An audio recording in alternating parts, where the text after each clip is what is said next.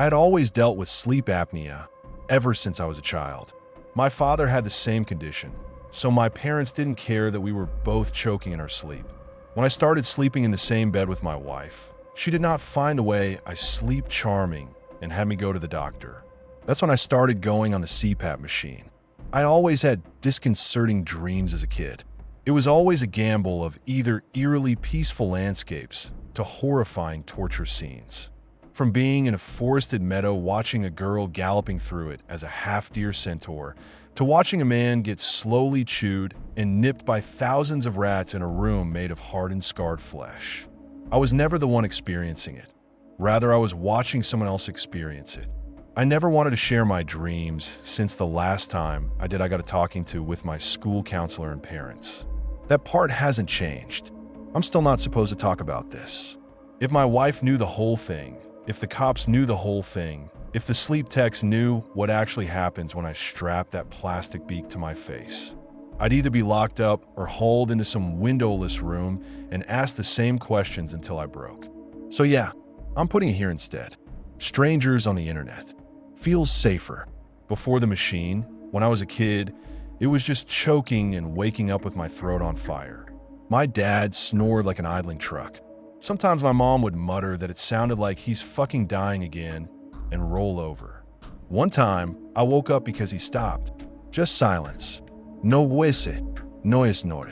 I remember the shape of his body in the dark, that awful stillness. I lay there, counting in my head. 1, 2, 3. My own chest getting tighter, like my lungs were copying him. Then he jerked and gasped, this wet, rattling gulp of air, and started snoring again. I didn't sleep for the rest of the night. I just watched the outline of his chest. Every rise and fall felt like a coin toss. The dream started around then. I closed my eyes, and it was like I'd been dropped into someone else's nightmare queue. I never appeared anywhere. I never started in a place. It was just snap. I was there, watching. The centaur girl in the meadow was one of the gentler ones. The grass came up to my knees and smelled like those cheap green scented candles. The girl had dirt on her cheeks, laughing, her hooves thudding on the moss. Flowers in her hair. That one would have been sweet if not for the fact that I wasn't attached to anything. I didn't have a body. I was just a point of seeing, hovering, invisible. Other nights, it was the rat room. That one made me start sleeping with the TV on. From floor to ceiling, everything was flesh. Not like exposed muscle, more like scar tissue. Waxy, shiny, wrinkled, and pulled tight in weird directions. The rats came out of little puckered holes in the walls. They swarmed over this man, strapped naked to a chair. Not screaming. That was the worst part. He'd screamed himself hoarse-long before I showed up there. He just panted and sobbed as they chewed, taking tiny, precise bites. They'd pause to groom their whiskers, blood on their paws, then go back in. I'd float there, a foot from his face, watching his eyes roll and never land on me. I couldn't blink. I couldn't look away. Then I'd jerk awake, my own throat half closed, air ripping back in with that panicked choke. I made the mistake of telling my third-grade teacher about the rat room. We had to draw our scariest dream for some dumb Halloween activity. Most kids drew ghosts or spiders. I drew the flesh walls as best as I could with school crayons. The counselor asked if my dad ever hit me. After that, I shut up about what I saw. When I got older, I assumed the apnea and the dreams were somehow wired together. Like my brain was freaking out from low oxygen and slapping together whatever messed up slideshow it had in storage. Then I met my wife, and romance does this stupid thing where you think all your bodily functions are cute. She said she liked that I snore because it proved I was alive. That lasted exactly 2 nights of me choking hard enough that she woke up with my elbow in her ribs and my body spasming like I was being tasered. The 3rd night, she snapped and shook me awake. "You stopped breathing," she said, breathless, hair stuck to her cheeks. "You stopped like completely. I thought you were dead. You made this noise." She tried to imitate it and just gagged. I laughed it off because that's easier than acknowledging your own mortality at 2:13 a.m. But she didn't laugh. She turned on her phone flashlight and aimed it right at my face. "I'm not watching you choke to death next to me," she said. "You're going to the doctor." "I mean it." Sleep clinic. Night in a hospital bed, electrodes stuck to my head, straps around my chest, some guy sitting behind a monitor in the next room like he's watching Netflix. I kept thinking about the rat room, about being watched while you're helpless. They did the test. The next week, the doctor called me in, show me the results. Apnea, moderate to severe. Oxygen drops. Heart rate spikes. You know the speech. He said, "You're actually lucky your wife caught it this early." Lucky. He handed me a CPAP prescription like a consolation prize. The first night with the machine, I wanted to throw it at the wall. The mask dug into the bridge of my nose, the hose tugged if I moved, and the whole thing hissed and whirred like a cheap aquarium filter sitting on my face. I could feel the air forcing its way in, pushing my cheeks out if my mouth fell open. "You look like Bane," my wife said, trying to lighten the mood. "Yeah, sexy," I muttered. "Real bedroom vibe here." She kissed my forehead and told me she'd sleep better knowing I wasn't strangling myself every 10 minutes. I told her I'd give it a week. I guess I kept that promise. When I went on the CPAP machine, my dreams changed. It didn't happen gradually. There wasn't a gentle transition period where the torture rooms faded out and the nice meadows faded in. It was abrupt, like flipping HDMI inputs on a TV. I went to sleep attached to the thing, annoyed and conscious of every breath. Then there was this moment where the sound of the machine, the soft whoosh, slid sideways into silence. And I was floating. No bed, no body, just that weightless feeling you get in the split second of a roller coaster drop, except stretched out forever. My chest felt normal, like air was moving easily, but there was no actual chest to confirm that. No hands to look at, no legs. Just me. And stars. Surrounding me were thousands of stars, each the size of a baseball, stretching infinitely. Not like the night sky. They weren't pinpricks. They hung there in all directions, bright, solid objects casting this soft, diffuse glow. They weren't all white either. Some had color bleeding at the edges, gold, blue, a weird green like glow stick juice. It was quiet in a way I'd never experienced. Not the silence of my dad's bedroom when he stopped breathing. This was thick and complete. Even the anxiety static in my head was gone. I should have been terrified, but I wasn't. I was curious, calm, like the part of me that usually screamed, "This isn't right," was being held underwater. I urged myself forward and swam through the sea of stars. I don't know how else to say it. There was no up or down, but if I leaned mentally in a direction, I slid that way. The stars moved past me, close enough that I could see faint surfaces on them, like swirling mist under glass. Then I accidentally hit one of them. I didn't even think about touching it. I just misjudged the distance, drifted too near. My awareness brushed the surface of the nearest star. The star grew until it fully encompassed me. No warning, no transition. 1 second, I was floating in blackness dotted with light. The next, my knees buckled and I landed on the ground. Actual, real ground. There was weight. Gravity yanked me down. I hit dirt hard enough that I felt it in my teeth. I swear I almost cried from how good it felt to have a body again, even just for that second of impact. The smell hit me first. Warm earth, a hint of sweetness. Sun on plants. I pushed myself up and ended up in a field of sunflowers, tall enough where the heads reached my shoulders.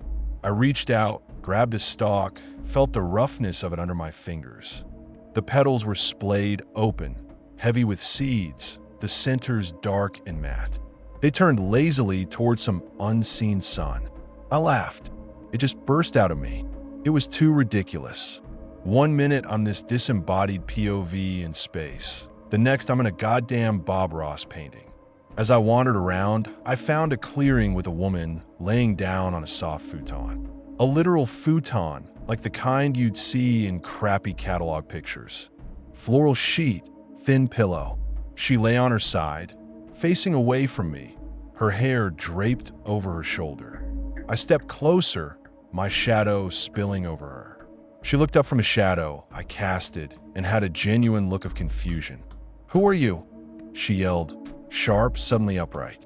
That was the first time anyone had ever noticed my presence in a dream, so I was scared in a way that felt more real than any rat room. My heart kicked. My body, whatever this body was, felt wrong, like the joints weren't designed for me. I opened my mouth and nothing came out. My name evaporated, my throat closed, and the old sleep apnea panic flared. I did the cowardly thing. I ran back and broke through the fields of sunflowers. I shoved stalks aside, the heads smacking into my face, seeds raining down.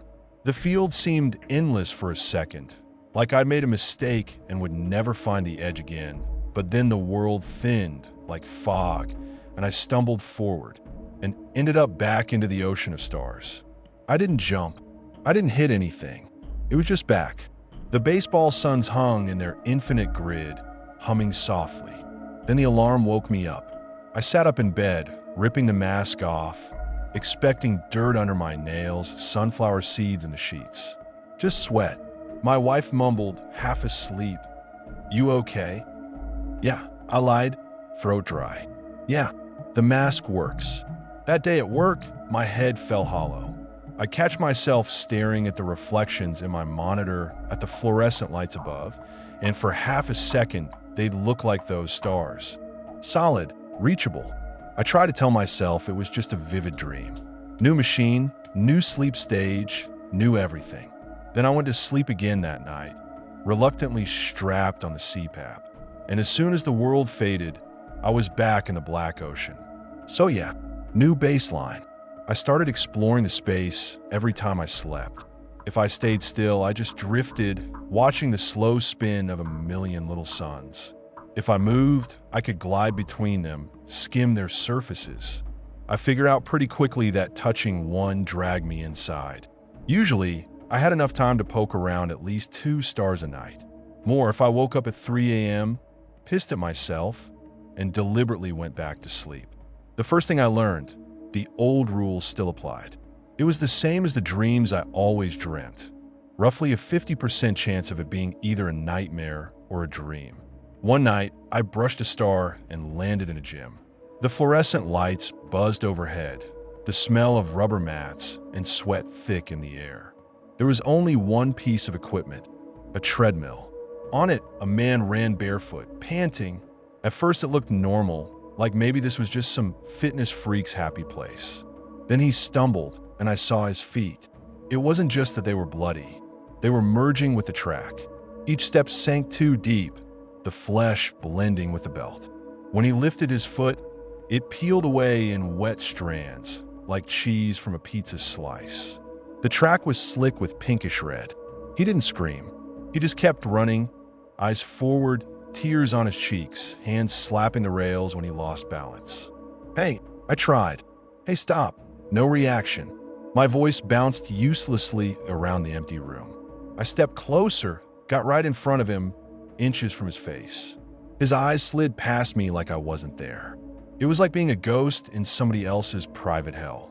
Another time, I ended up in a room with no walls, just empty gray fog. A woman knelt in front of a closed door that stood by itself in the middle, sobbing, pounding on it with her fists. There were scratch marks on the wood, deep grooves. Her knuckles were shredded. I never saw what was on the other side. I never saw her open it. I don't think she could. Stuff like that. I always thought that I was ending up in the dreams and nightmares of others, that they would soon wake up like me, roll over, have breakfast, complain about the weirdness. That changed with the kid. But before her, there were a lot of in-betweens. I didn't just jump from "this is weird" to "oh cool, I'm in Deathland." I tried to ignore it at first. The CPAP made me feel better during the day. Less brain fog, fewer headaches. The machine itself was annoying, sure, but my wife would kiss my plastic face and call it Darth Husband, and we'd laugh. I didn't tell her that every night I was going on little field trips. I try not to care who these people were. I told myself it didn't matter. They were figments. Nobody could build a moral obligation out of someone else's REM stage, right? Still, they stuck with me. There was a guy living in a tiny, cluttered apartment, perpetually bathed in golden hour light. He sat at a kitchen table and did crosswords. Every time I visited, the paper was different, but he was always on 27 across, chewing his pen, brow furrowed. I started reading the clues over his shoulder. Once, when he muttered an answer out loud, I said it with him. He didn't hear me. There was a girl my age in a library that only had one shelf. She kept walking from one end to the other, picking up the same book, opening it, frowning, putting it back. The title changed. Once it was blank, once it was some nonsense string of letters. But whatever she was looking for, she never found. Sometimes I got greedy.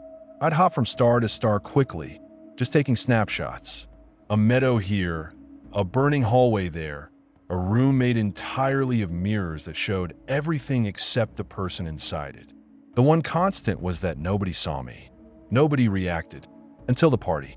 That night, I was already on edge. Real life had been rough. A deadline at work, my boss breathing down my neck. My wife and I had fought about something stupid. I don't even remember what started it. Dishes, maybe, or the fact that I'd started napping in my car at lunch just to get back to the stars for half an hour. You're exhausted all the time, she said. The machine is supposed to help, not make you more obsessed with sleeping. I'm not obsessed, I lied, pacing the kitchen. It's just my brain's adjusting. They said that could happen. She stared at me, arms crossed, mask marks still faint on my cheeks from the previous night. You're different, she said quietly. You're distracted. You look like you're somewhere else when I talk to you. She wasn't wrong. That night, I went to bed with this petty, bitter little thought.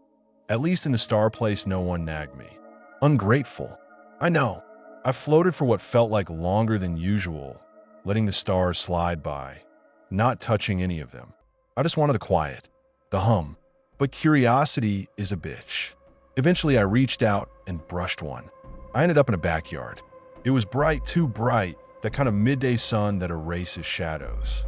The grass under my feet was fake, thin plastic blades, stiff and too green. There were balloons tied to white folding chairs, dozens of them, their strings tangled.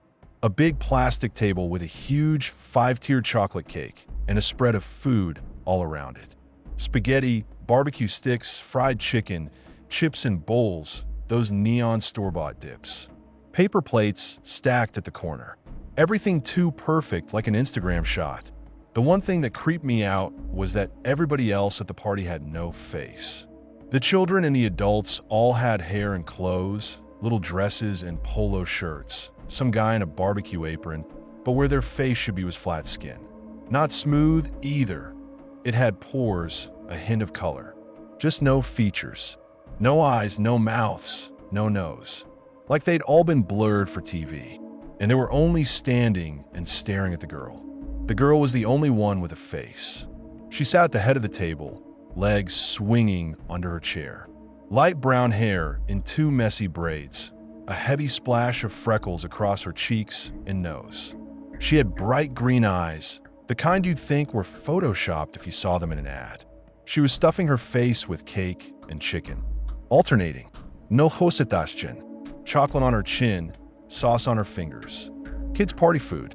It hit me hard, that normalness. The way her cheeks puffed when she chewed. The way she'd glance at the faceless adults like she wanted approval. When she saw me, she didn't seem scared at all.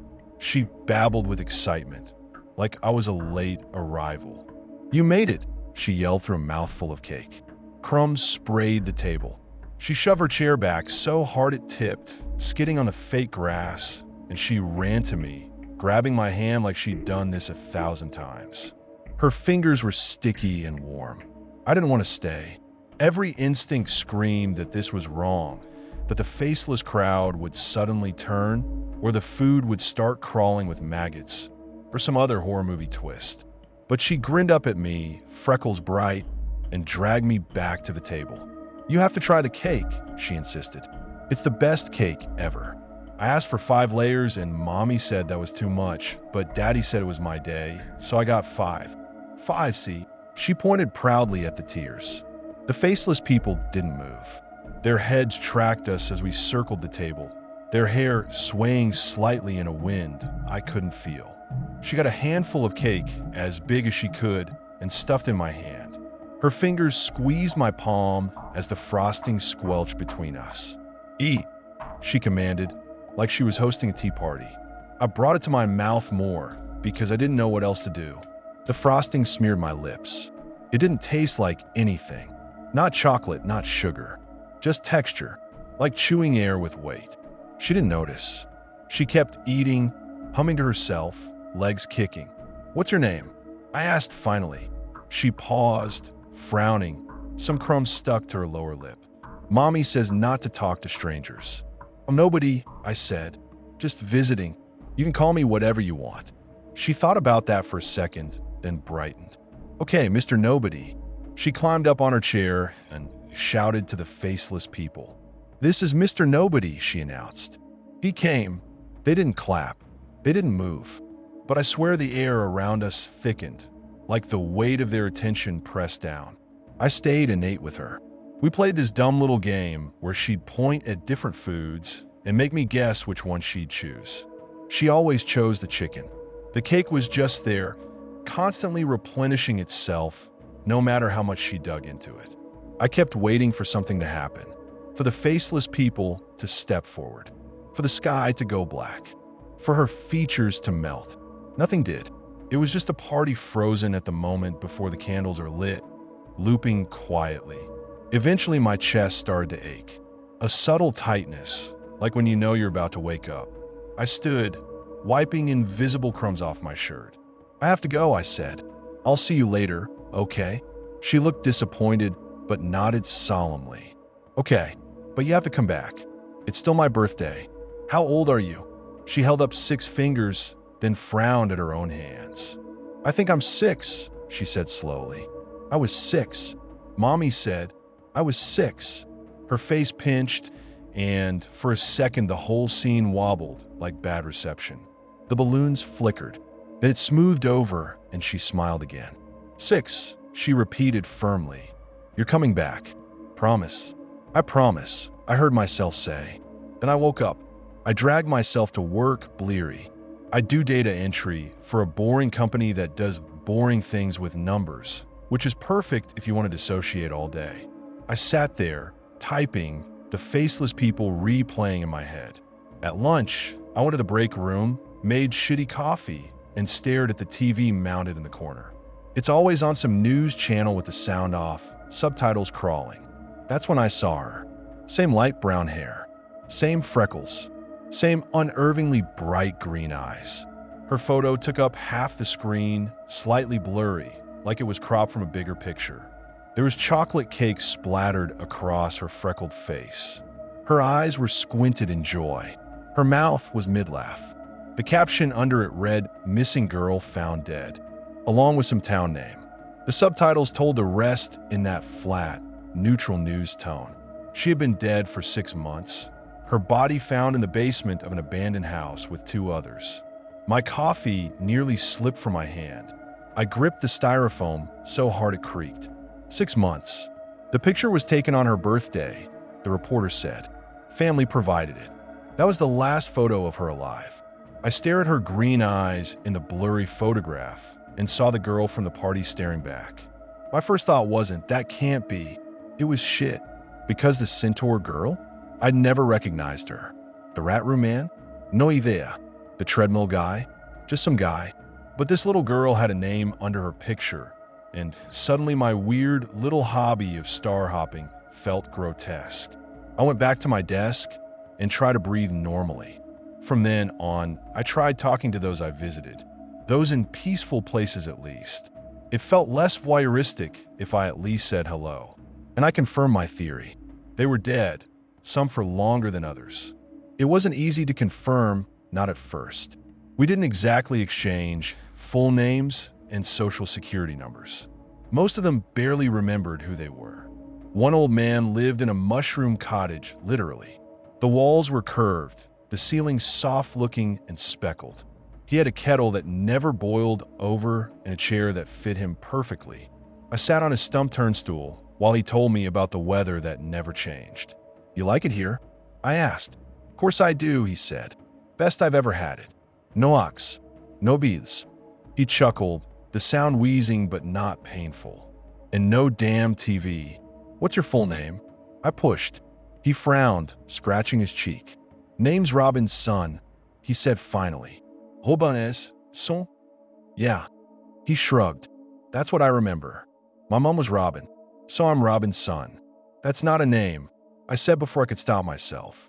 He just smiled, unfazed, and poured tea that smelled like nothing. Back in the real world, I got obsessed. I spent nights not sleeping, just scrolling through obituaries, missing persons pages, local news from towns I'd never heard of. Sometimes I find someone whose first name matched, or their face looked like an older or younger version of what I saw. The Mushroom Cottage guy matched a grainy black and white photo in a local Legends article. Nobody knew his last name. He'd lived alone in the woods. People called him Robin's boy, even when he was 80. He died decades ago. For a while I accepted this. I stopped trying to find their obituaries for every single person. There was nothing I could do. They were stuck in their little realms in either total bliss or total despair. All I could ever do was come in and chat with them. All the people in their calm realms were very friendly and kind. They shared coffee, teas, meals, all things that I couldn't taste but enjoyed nonetheless. I asked about when they were alive. They wouldn't remember. They knew their name, but that was about it. I guess I understood why. It's easier to be happier when you don't know what you're missing. The nightmares, though, those people were different. The treadmill guy never looked up. The woman with the doors screamed herself, raw sometimes, then went back to pounding. There was a teenager stuck in a car that was slowly filling with water, pounding on the windows that never cracked. Every time I showed up there, he was at a different inch of depth. Sometimes the water was at his ankles, sometimes at his chest. Once it was up to his lips, and he was standing on the seat, neck stretched, eyes huge. He never saw me. I tried everything. I screamed, I slapped the glass, I climbed on the roof of the car and jumped up and down. Nothing changed. The water rose at its own pace. Those nights I'd wake up ripping the mask off, gasping, convinced I'd inhaled liquid. My wife would curse, figure the hose had kinked or something, straighten it, made me put it back on. You're going to kill yourself if you keep taking it off, she said one morning, dark circles under her eyes. You were choking before. This is supposed to help. Yeah, I said. It's helping. On one of my travels, I ended up in a flat, foggy place. That's how the boy started. The floor was purely concrete. Bare, unpainted, stretching out in every direction with hairline cracks and those little specks of aggregate. The sky was pitch black, like someone had turned off the ceiling. The air was cold, damp. It smelled like wet stone. Walking through it, the fog beat it on my skin. My bare feet made faint slapping sounds. There was no echo. I walked until my calves started to ache, which didn't even make sense because I knew this body wasn't real, but the strain was there. Human habits die hard. After what felt like 10 minutes, a shape appeared ahead. At first, I thought it was another door, like the screaming woman's. But as I got closer, the shape resolved. It was a bed, a simple metal frame with a cheap mattress. The kind you'd see in a dorm or a crappy motel. On it, a boy lay sleeping. He had long hair, spread across the pillow. Dark waves, almost greasy. His arms were at his sides, hands loose. He wore a t-shirt with some faded logo and jeans with one knee ripped. I couldn't see his face from that angle. I approached slowly, suddenly hyper-aware of how quiet the place was. "Hey," I said, voice sounding too loud. "Hey, kid." He didn't stir. I stepped closer, close enough to see his chest rise and fall. It was weird, seeing someone breathe normally here. Most of the people I met in these places didn't breathe, not really. They just existed. "Wake up," I said, reaching out on instinct. My fingers hovered over his shoulder. The hairs on my arm stood up. Every encounter in my life had trained me. This is voyeurism. You don't touch. So I didn't. I pulled my hand back. "Okay," I muttered. "Enjoy your nap." I walked around the bed, trying to see his face from the other side without getting too close. The fog thickened as I circled, swallowing his features in haze. By the time I reached what should have been the opposite side, the bed was gone. Just more concrete, more damp, heavy air. Something about that place, about him, unsettled me more than any torture scene. It felt unfinished. When I called him, he wouldn't wake up, so I left. I touched another star, anything to get out of there, and landed somewhere else. The rest of that night is a blur. I know I woke up sweaty and cold, the CPAP mask whistling softly as air leaked from his side. At work, I couldn't focus. The boy kept nagging at me. The long hair, the stillness, the wrongness of someone sleeping in this death space. Around noon, one of my coworkers came back from lunch with his phone out, shoving it at people. "You see this? Crazy." I ignored him until he hovered near my cubicle. "Dude, check this out," he said, jabbing his screen at me. I glanced at it, prepared for some meme or celebrity gossip. It was a missing person alert. 16-year-old boy, last seen leaving his high school 2 days ago. Long dark hair. The photo showed him in a hoodie, eyes half-lidded, faint smirk. There was something about the shape of his mouth, the slouch of his shoulders, that matched what I'd seen on the bed. He was missing a 16-year-old boy with long hair. I knew I had to help, at least try to find where he was last. For the rest of the day, my heart pounded. Every time my phone vibrated, I jumped. I searched the kid's name as soon as I got home. The local news had the story, parents begging on camera, classmates saying he was quiet, kept to himself. "Do you know him?" my wife asked, leaning over my shoulder as I scrolled. "No," I said too quickly, closing the laptop. "Just saw it at work." She studied my face for a beat. "You okay? You're pale." "I'm fine, Elid." "Just tired." That night, for the first time, I had an actual goal. I searched the stars. I'd never tried to visit a place twice, but I had to this time.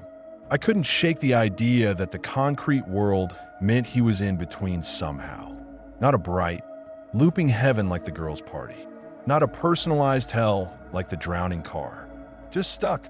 I don't know the rules of this place. I don't know who made it or why I'm crashing it. But for the first time, it felt like maybe I needed to learn. It took 2 nights, searching through every star as quickly as possible. I rushed, bouncing in and out of worlds, barely giving them time to form. I'd land somewhere, snow field, hospital hallway, burning kitchen, and then force myself out again, pushing back to the stars. Every time I came up empty, guilt gnawed at me. What if time worked differently there? What if every second I wasted was? I don't know. I just knew I'd seen him once. That meant he was reachable. On the second night, already bone-tired inside my own dream, I skimmed past a star that felt cold. It's the only way I can describe it. The space around it wasn't any darker, but the light seemed thinner, like standing under cheap LEDs instead of a warm lamp. I veered toward it. My awareness brushed its surface. The fog rushed up around me, and I fell, barefoot, onto concrete.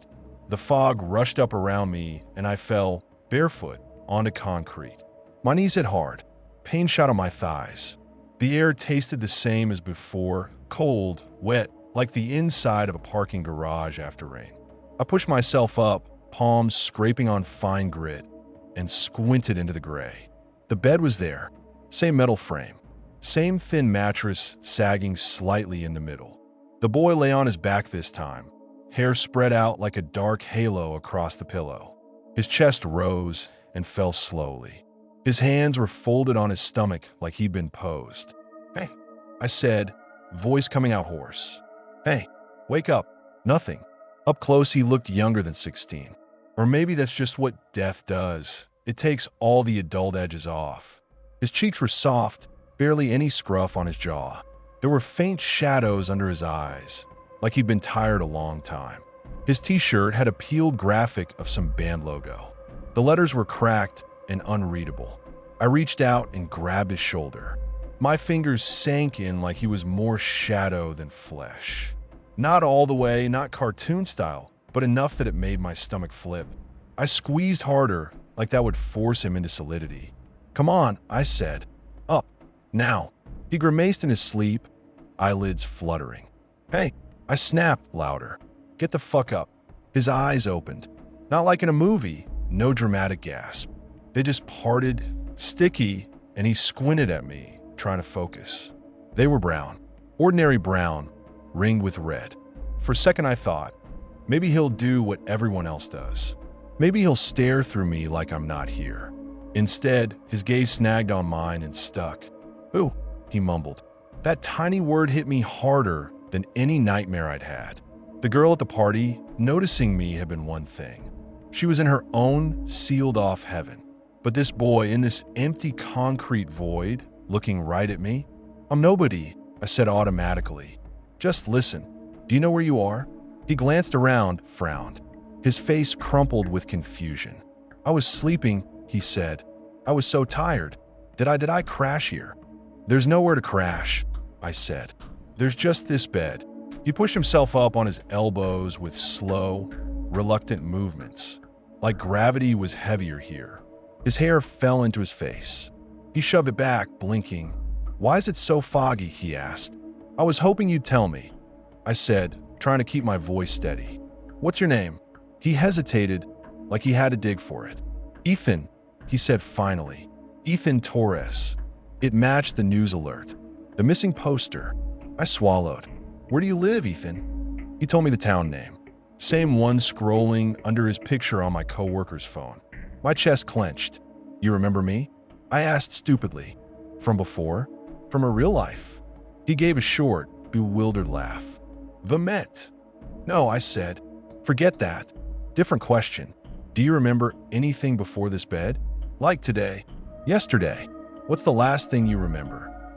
His face went blank for a second. Not confused, empty. Like someone had hit pause. "I've learned to hate that look." He said slowly. "School. I was at school." "What happened?" He stared past me, pupils dilating a little. "It sucked." "Yeah, that tracks," I said. "More specific?" "I had trigonometry," he said, grimacing. "I forgot my homework." Mr. Hanley did the thing where he pretends to be disappointed, but he's just pissy. Then at lunch, he trailed off. His hands tightened on the thin blanket. "At lunch." I prompted. "Nothing," he muttered. "Not nothing," I said. My pulse was thudding in my ears. "You remember, or you wouldn't be reacting. Tell me." He shot me a look then, suspicious, like he'd just realized he was giving a stranger personal information. "Why?" he asked. "Who are you? Are you? Is this like a dream where my therapist shows up as a rando dude and asks me about my childhood?" "I'm not your therapist," I said. "Trust me. I don't know what I am, but I can maybe help you. Maybe. And I need you to tell me what happened at lunch." The fog around us thickened for a heartbeat, then thinned, almost like it was listening. Ethan took a shaky breath. "They dumped milk on my head," he said flatly, like some cliche movie bullshit. One of them grabbed my tray, the other one grabbed my hair. I slipped, fell on my ass. Everyone laughed. "Names?" I asked automatically. He shook his head. "Don't matter." "It might," I said. He snorted. "What? You gonna go haunt them for me?" I didn't answer. He stared at the non-existent horizon. After that, I skipped last period. Walked out the back so the hall monitor wouldn't see. I just needed to be anywhere else. "Where'd you go?" "Just around town," he said, waving a hand. I walked past the strip mall, the old video store, the stupid little park with a broken swing. I cut through the lot behind the grocery store and scared some stray cats on accident. I walked a lot. His voice started to slow, like a recording losing power. "What did you see?" I asked. "Store names, streets, anything. Think about the signs, the sounds. Cars," he said. "Duh, it's a road." I walked along. I don't remember the street name. The one that goes past that shitty laundromat with the busted neon sign. "What does the sign say?" He frowned. "Spin City." The S was burnt out, so it just said Pin City. I remember thinking that was funny. "Good," I said, forcing a smile. "Okay, keep going from there." He closed his eyes. His fingers tapped nervously against the mattress. "I walked until my feet hurt," he said. "I kept thinking I should go home, but then I'd have to deal with my mom. And she'd either be crying or pretending everything's fine, and both of those suck. So I just didn't." His throat worked. "I wanted to disappear," he whispered. The fog pressed closer, damp against my skin. "Where were you when you thought that?" I asked, trying to push my own panic down. "Look around. In your memory. See it." He inhaled slowly, exhaled. Bridge, he said. I was on the bridge. My heart did a nasty little drop. What bridge? The one at the edge of town, he said. The old one. It goes over the river? My mom hates when I walk there. Says some kid fell off when she was little. What's under it? I asked, even though he'd already told me. River, obviously. But what else? Trees? Rocks? A path? Just the river, he said. Steep banks. Lots of trash caught in the branches. I used to throw rocks and see how far they bounced. My friend Devin and I would spit over the side and race. See whose spit made it down first. How high is it? He shrugged. Not like Grand Canyon high. Just high enough your stomach flips if you look down too long. Were you looking down? I asked quietly. His jaw clenched. Yeah. Did you jump? He flinched, eyes snapping to mine. For a second, his pupils went huge, obliterating the brown. I didn't, he looked away. I just remember thinking, if I leaned forward right now, just a little, I wouldn't have to go back. What did you do next?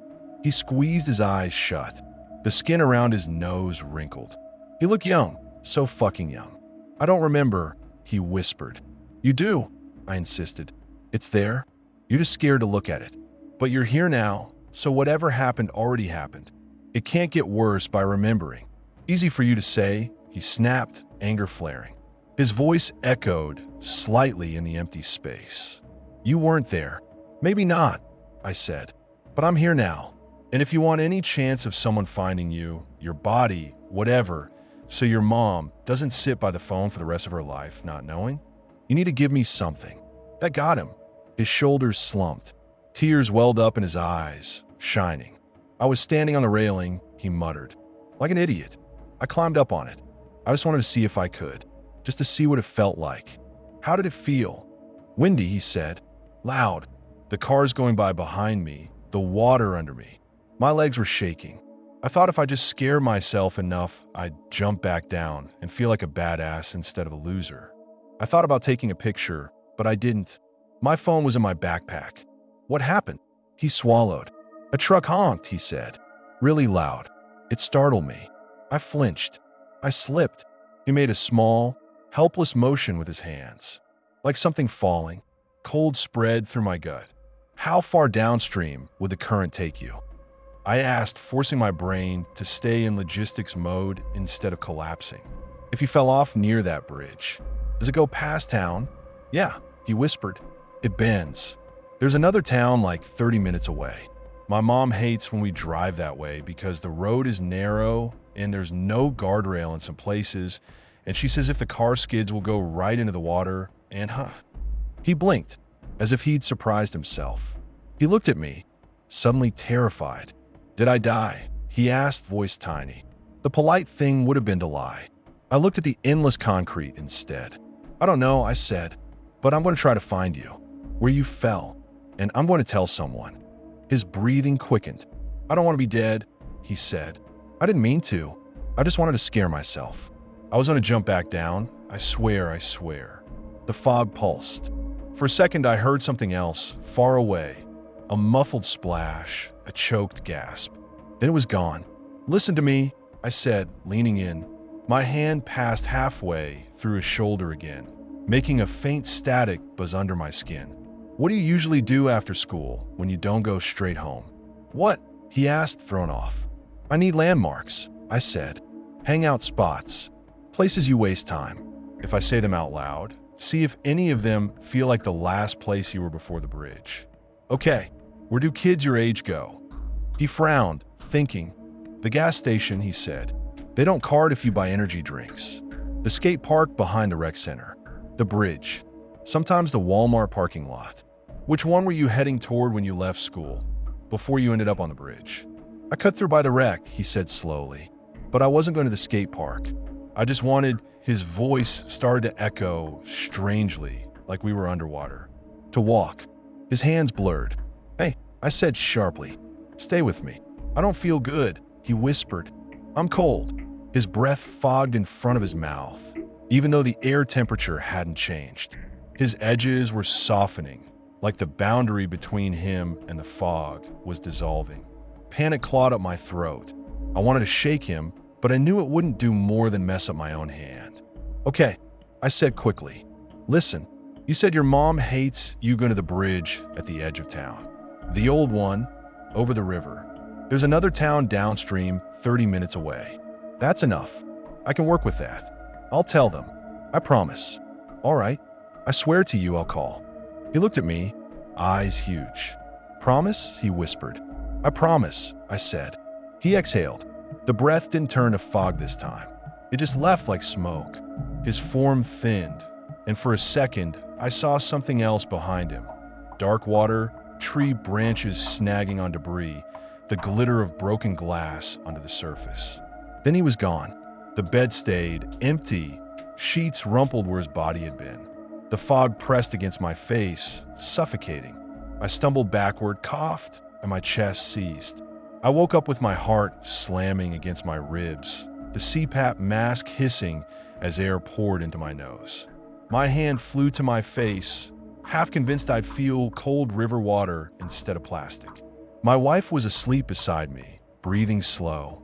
A sliver of streetlight painted her shoulder. It was maybe 2 a.m.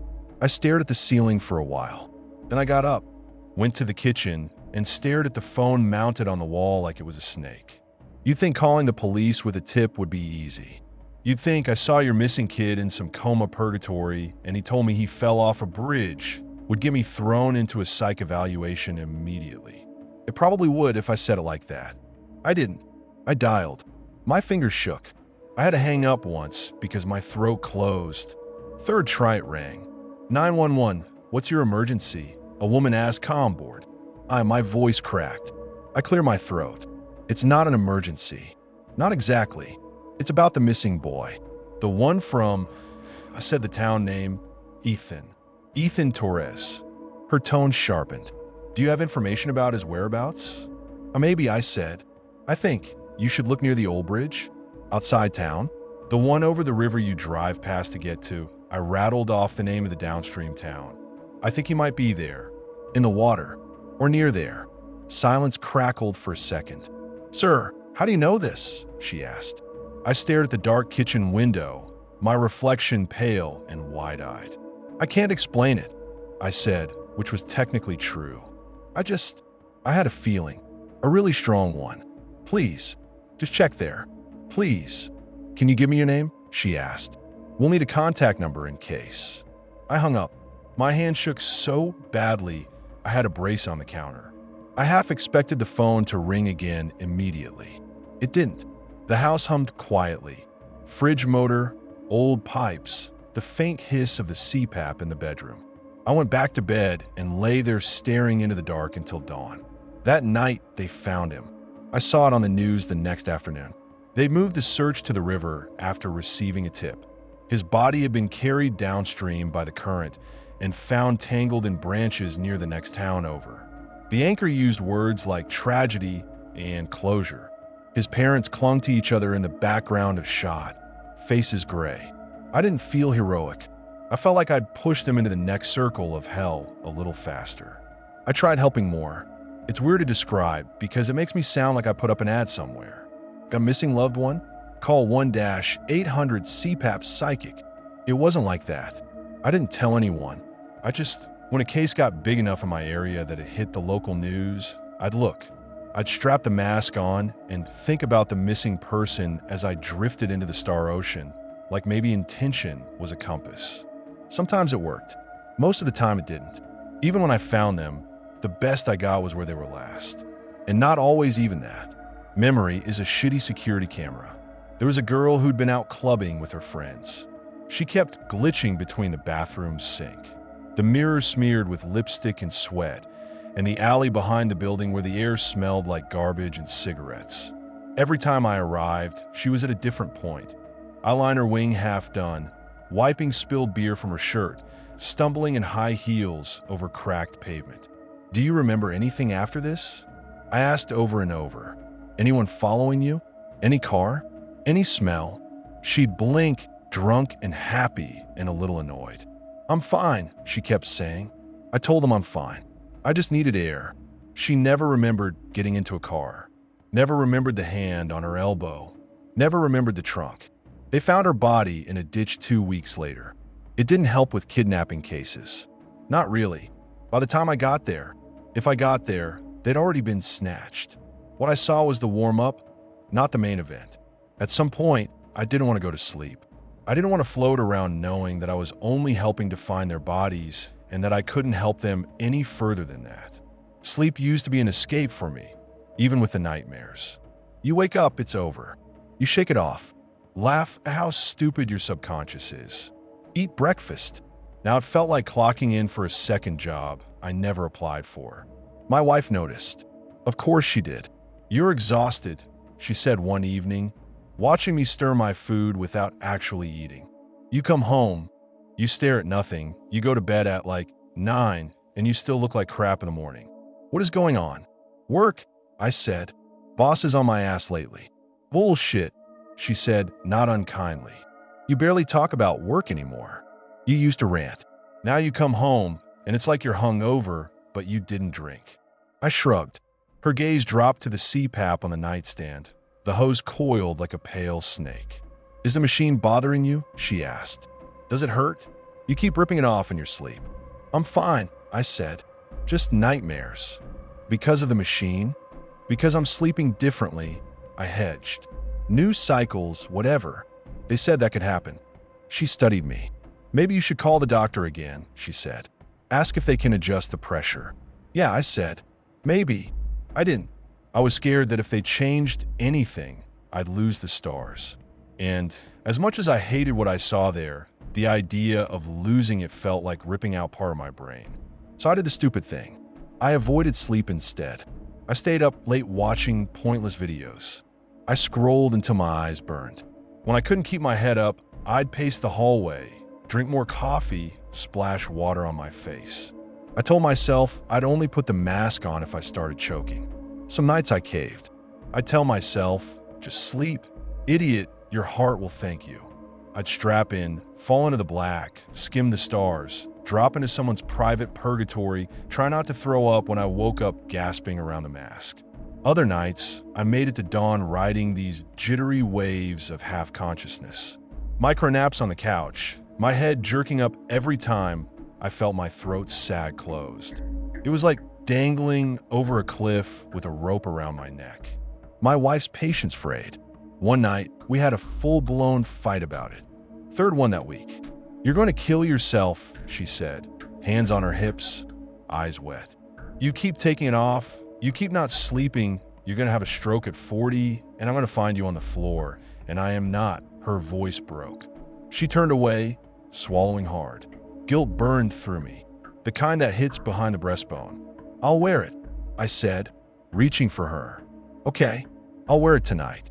I swear. I am sorry." She let me hug her, but her body stayed tense. "I just want you to be here," she whispered into my shoulder.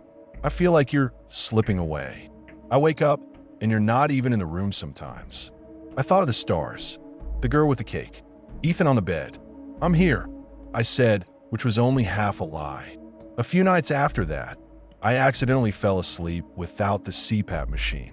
Accidentally, in the sense that my body finally stopped giving a shit about my intentions. It was a Friday. We watched a movie on the couch. Something forgettable. I told myself I'd put the mask on as soon as the credits rolled. The credits rolled. Netflix auto-played something else. My wife wanted to take a shower. I stayed where I was, sprawled, telling myself I'd stand up in 30 seconds. I woke up with my face mashed into the cushion, drool cold on my cheek, my throat on fire. No hiss of the machine, no plastic on my face. I took one wheezing breath, tried to sit up. The living room blurred around me. The coffee table stretched. The TV warped into a rectangle of static. The air thickened, pressing on my chest. I tried to say my wife's name. My tongue felt like rubber. The world folded inward, and I ended up in that little girl's heaven again. It wasn't a gentle slide this time. It was a wrench. One heartbeat, I was half-conscious on my couch. The next, I was upright, standing in the same backyard with the fake grass and white chairs. The same balloons bobbed in the windless air. The same table groaned under the weight of the cake and fried food. all of it pristine and untouched. Except the party wasn't frozen anymore. Kids were running. Faceless kids, their blank skins stretched over skulls as they sprinted around the yard, squealing without mouths. Their clothes flapped. Their shoes thudded on the plastic turf. They tagged each other on the shoulders and backs. When they laughed, it came out as this weird, breathy rush, like someone exhaling sharply. In the middle of it all, the girl darted between them, hair flying. She laughed, a real sound, sharp and bright, her green eyes almost glowing. She tapped a blank-faced boy on the arm, and he spun around, arms out, chasing her. "Got you," she crowed, ducking past a balloon. He flailed uselessly through the space she'd occupied a second before, head tilting as if listening. I stood by the table, dizzy. "Well," I muttered, voice shaky. "So this is upgraded." "Itchy why?" she screamed suddenly, spotting me. Every faceless head turned in my direction at once. That hive-attention feeling slammed into me, pinning me in place. My skin crawled. "Mr. Nobody," she yelled, barreling toward me. She slammed into my stomach with enough force to make me grunt, arms wrapping around my waist. "You came back. You promised." She looked up, freckles brighter than I remembered. "I did," I said. My voice sounded wrong in my own ears, distant. My chest felt tight. "Too tight. Looks like you're having fun." "We're playing tag," she said, "but they're not very good at it." She jerked her chin toward the faceless kids. They always let me win. One of them stood a little off to the side, head tilted toward us. I couldn't tell if it was supposed to be looking at me or just near me.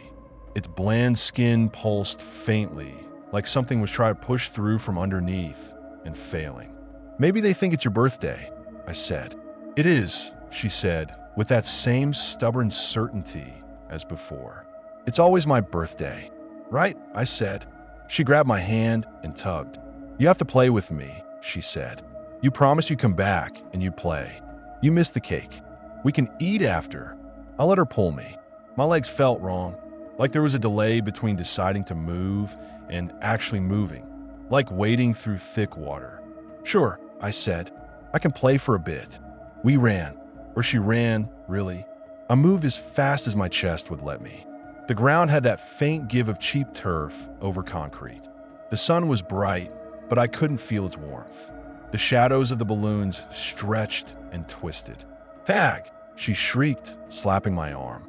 I spun, grabbed clumsily, tapped her shoulder back. She squealed and took off, darting behind a cluster of faceless kids. They parted for her and closed behind her like doors. I chased. The faceless kids moved reluctantly when I bumped into them, their skin cool and slightly clammy against my bare arms. Where I touched them, the featureless flesh rippled, and for a second I saw impressions. A nose here, the suggestion of a mouth there, like faces on the verge of forming. Then the details smoothed out again. "Who are they?" I asked when I managed to corner her near the table, both of us panting out of habit more than need. She shrugged. "My friends," she said. "Do they have names?" She scrunched up her face, thinking hard. "They did," she said finally. "But now they don't. Mommy says names are hard to remember.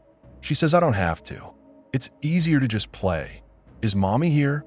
I asked, glancing at the faceless adults clustered near the fence, their hands at their sides, heads angled our way. "She was," the girl said. "Sometimes she is. I think." She bit her lip. "Sometimes I hear her crying, and the crying makes everything dark, but then they make her stop." "They?" I echoed. She looked nervously at the faceless adults. "Them," she whispered. "They don't like it when she cries. They don't like it when I remember things that make her cry either." A chill slid down my spine. "What do they do?" I asked. She opened her mouth, then winced like someone had pinched her. Her eyes unfocused for a second. "I forgot," she said finally, sounding puzzled. "But it's fine. It's my birthday. We have cake." She brightened at that and grabbed my hand again, dragging me to the table. The 5-tier chocolate cake loomed over us, perfect frosting swirls, little sugar flowers. "No candes." It occurred to me that I'd never seen candles here. "Can I ask you something?" I said quietly as she started scooping handfuls of food onto paper plates. "Uh-huh," she mumbled around a mouthful of chicken. "Do you remember before this?" I asked. "Before your birthday?" She froze. Her eyes flicked up to mine. For a heartbeat, they weren't bright and empty anymore. They were wary. "I remember school," she said slowly, "in my room, and Mommy yelling on the phone." Her voice dropped. "And the basement." The word hung there like a bad smell. Behind her, one of the faceless adults twitched. Just a tiny jerk of the head, but every muscle in my body tightened in response. "What about the basement?" I asked, even though I already knew, thanks to the news. She stared at the cake. Frosting smeared one cheek. "It was cold," she said, "and it smelled bad, like wet dog and old food.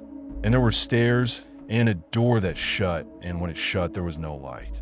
And her eyes flooded with tears. The air dimmed. The balloons drooped. The faceless adults' heads turned more sharply toward us. A low hum started, like a distant generator. "I don't like it," she whispered. "I don't like that part." "You don't have to talk about it," I said quickly. The hum eased. The balloons perked up. The adults went back to their slack, not quite neutral stances. She sniffed, swiping at her eyes with the back of her hand. "Mommy cried a lot," she said, voice small. "After I saw her, I tried to tell her it was okay, but she couldn't hear me, and she cried, and then I woke up here, and she wasn't crying anymore, and there was cake." "Well," I said, throat tight, "cake's good. It doesn't really taste like anything," she admitted, a little pouty. "But it's still cake." "Yeah," I said. "I know the feeling." She tilted her head, studying me. "You look funny," she said. "How so?" "Different than last time," she said. "You're gray." I glanced down at myself. My hands looked normal enough, but if I squinted, I could see a faint fuzziness around the edges like TV snow. "Just tired," I said. "Tired from what?" she asked. "From breathing," I said, which was more honest than I meant it to be. She giggled. "That's silly." Somewhere far away, something tugged at me. A distant pressure, like fingers digging into my shoulder through layers of blankets. A muffled voice threaded through it, garbled but urgent. I tried to focus on it. The backyard swayed. The girl frowned. "Don't go," she said. I didn't say I was going. I said, though my knees were starting to feel loose, buoyant. The corners of the world fuzzed out. The table warped. The cake towers leaning impossibly without toppling. "You always go," she said accusingly. "Everybody always goes. Then they get lost, and I have to play by myself." One of the faceless kids skidded to a stop near us, head tilted at a sharp angle, like a curious dog. Its blank skin rippled. For a second, I saw a hint of a face there, a man's, older, with stubble and deep lines, but then it smoothed away. "I don't always," I said. "I came back, didn't I?" "Yeah," she said, "because you promised." She dropped her half-eaten chicken leg onto the table, grease smearing the plastic. Her small hand clamped around my wrist, surprisingly strong. "Promise you'll stay longer this time. A lot longer." The tugging in the distance sharpened. My chest burned. Not metaphorically. There was real, hot pain there now, radiating down my left arm. "Let go," I said, trying to keep my voice calm. "I can't stay too long." "Why not?" she demanded. Her grip tightened.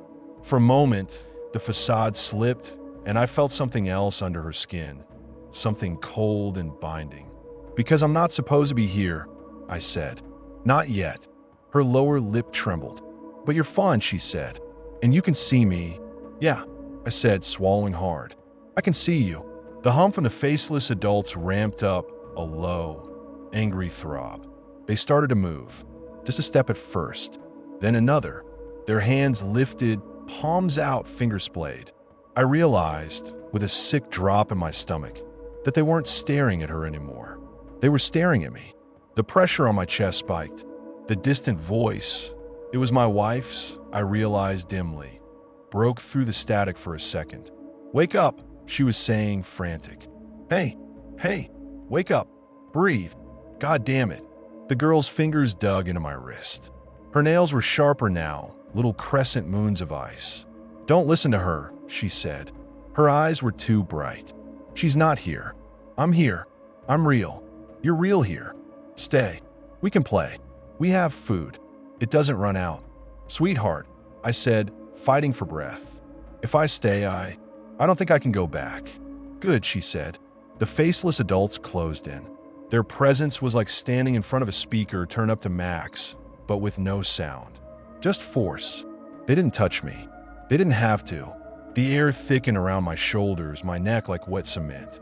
The girl tugged my hand, trying to steer me toward an empty chair. "Sit," she said. "We'll do presents next. I got a doll, and a bike, and My vision tunneled. The edges of the world darkened. A roaring filled my ears. I thought of my wife in our living room, shaking my slack body, screaming my name. I thought of my dad, gasping awake in the dark when I was a kid. I thought of Ethan, cold and alone in the river, of his mother's gray face on the news. I thought of the machine on the nightstand, gathering dust while I tried to outrun its hiss. I yanked my hand back. It felt like ripping it out of a vice. Pain lanced up my arm. The girl's nails left no marks, but my skin burned. "I'm sorry," I said. Her face twisted, anger and hurt mixing. "You promised," she hissed. Her voice doubled, layered with something older. "You said you would stay." "I promised I'd come back," I said. "I did. The hum slammed up a notch. The faceless adults loomed, their featureless heads bending down. One stepped in front of me, blocking my view of the girl. Its chest was level with my face. The flesh there rippled, shapes pressing against it from within. "No more," a voice said. Not out loud, not with a mouth. It was inside my head, a feeling more than a sound. It was cold and absolute. "You're not supposed to be here," it continued. "You don't belong. You confuse her. You make her remember." "I'm trying to help," I thought back, or said, or maybe just screamed in my own skull. "She's alone. You just stand and watch. What are you even doing for her?" "Keeping her," whatever it was said. "Safe. Happy. Forgetful." The girl was crying now, but the tears evaporated before they hit her cheeks. She reached around the faceless bulk, fingers grasping at air. "Mr. Nobody," she sobbed. "Don't go. Don't leave me with them. They're boring. They don't talk. They just look and they..." Her voice cut off, as if someone had hit mute. Her mouth kept moving, but no sound came out. I panicked. I shoved at the faceless adult. My hand slid over its chest, fingers sinking into the lukewarm, pliant skin. There were shapes under there, bones, maybe, or other faces, but I didn't get far enough to find out. The air crushed down. My lungs stopped. There was a moment of perfect, crystal clarity where I realized I was dying. Not in a someday way, in a right now way. My heart was a drum with no more beats loaded. My vision narrowed to a pinprick of the girl's green eyes behind the forest of blank heads. Then something inside me snapped, this animal, selfish urge that didn't give a fuck about cosmic responsibilities or dead kids or anything but oxygen. It shoved past the guilt, past the promises, past the weird loyalty I'd developed to these places. "No," it said. "Not yet." The backyard shattered. The balloons popped without sound. The cake slid sideways, tears separating, frosting freezing mid-drip. The faceless adults fragmented into gray chunks, each piece writhing with half-formed features before dissolving into static. The girl reached for me, her hands stretching impossibly long, fingers elongated and desperate. For a split second, her face peeled back. Under the freckles and cake smears was another face, gaunt, sunken, eyes hollow, but still that same impossible green. Then everything went white. I slammed back into my body like it was a car I'd been thrown from and had to crawl into again. Air tore into my lungs. My throat burned. I coughed so hard my vision blurred. Hands pressed on my chest, my shoulders, my cheeks. "Jesus Christ," my wife sobbed. "Jesus Christ. I thought you were..." "Breathe. Why aren't you?" The room came into focus in pieces. The coffee table, the TV, my wife's face bent over me, blotchy with tears. The CPAP mask lay on the floor a few feet away, hose snaking toward the outlet. I was on the rug. My chest hurt like someone had punched me repeatedly. There was a coppery taste in my mouth. "I'm okay." I croaked, which was a joke, but we both needed to hear it.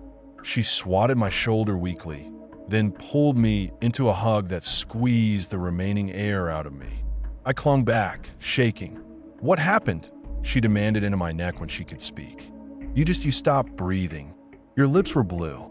You made this rattling noise, and then nothing, and she broke off, hugging me tighter. "I fell asleep," I said.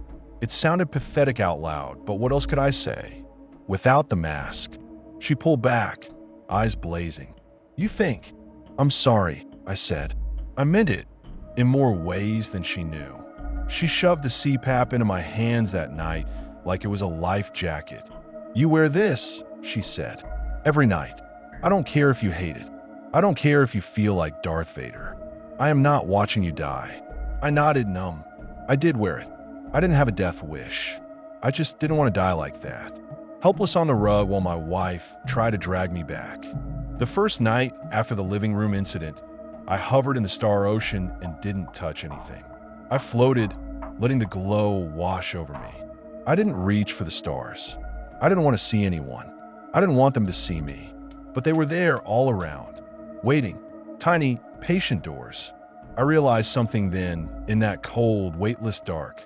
The mask wasn't just keeping me alive. It was a key. With it, I could drift in the in-between, trespassing on the edges of other people's forever.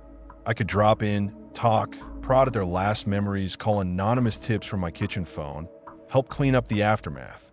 Without it, I fell straight into the little girl's backyard. Her heaven, or whatever that was. I don't know what that says about me. I don't know if it means that's where I'm supposed to go when my heart finally does punch out. I don't know if I'm her assigned ghost, her invisible friend, her own personal Mr. Nobody until everything winds down. I just know that when I sleep with the CPAP, I hear the hiss of regulated air and see 1,000 baseball-sized suns hanging in the void, each containing someone's locked loop. And when I almost died without it, I went straight to her. No star ocean, no transition, just snap, birthday party, talk, cake, faceless things that don't like it when she remembers. Now, every night is a choice I don't remember agreeing to. Strap on a mask and risk landing in some stranger's hell or half-formed heaven, where all I could do is scrape together enough clues to help living people find what's left. Skip it and risk slipping back on a fake grass with a small sticky hand grabbing mine and a voice saying, "You promised." My wife thinks the CPAP finally fixed everything. I wear it. I sleep more. I don't look as pale. The doctor was thrilled when the follow-up data came in. My apnea index down, my oxygen levels up. He said things like success story and compliance. I nod at all the right times. I make jokes about the hose. I post a picture once in a while of the machine on my nightstand with a dumb caption like, "My sexy, sleeping robot," so people online can like it and tell me I'm being responsible. What I don't tell them is that some mornings I wake up with the ghost of sunflower seeds in my teeth, or with the faint sensation of cold river water in my lungs, or with the memory of a small freckled face staring at me through a forest of blank skin, eyes blazing with betrayal. Sometimes, when my wife's already asleep and the bedroom is quiet except for the hum of the machine, I lie there staring at the ceiling and try to bargain with whatever's listening. One more night off, I think. Just one. Let me see her again. Let me make it right. Let me explain. Let me ask who those things are. Let me take her hand and walk her away from them, if that's even possible. But then I feel the elastic band snug around my head. I hear the steady whoosh of air. I imagine my heart, stupid lump of muscle that it is grateful for the assistance. And I leave the mask on. I float in the stars instead. I still try to help when I can. I still nudge the cops toward riverbanks and abandoned lots and lonely highway underpasses, always anonymously, always in this shaky voice that sounds like a bad liar. Sometimes I'm too late even for that. Sometimes the stars I touch are empty, cold, no one home. Whoever was there has already moved on to something else, something I can't follow. Those nights I float in the black and wonder how many loops are out there that I'll never see. You'd think knowing any of this would make me a better person. Somehow. More careful. Kinda. More grateful for my own body and life. Mostly, it just makes me tired. The only thing I know for sure is that death is messy as hell. Not in the blood and gore way. In the paperwork way. In the way a house looks when someone's gone and their stuff is still there. In the way an empty backyard can hold a party forever because nobody's around to clean up. And there's a little girl in one of those loops who thinks my job is to show up and eat fake cake with her. If I'm being honest, of all the places I've seen, hers is one of the least awful. No dots, no rising water, no doors that never open. Just bad food, frozen sunlight, and company that wants me there a little too much. Sometimes, as I'm drifting, I feel a tug toward a particular star that glows a little greener than the rest. I don't touch it. Not yet. I don't know how many more nights I can keep that up.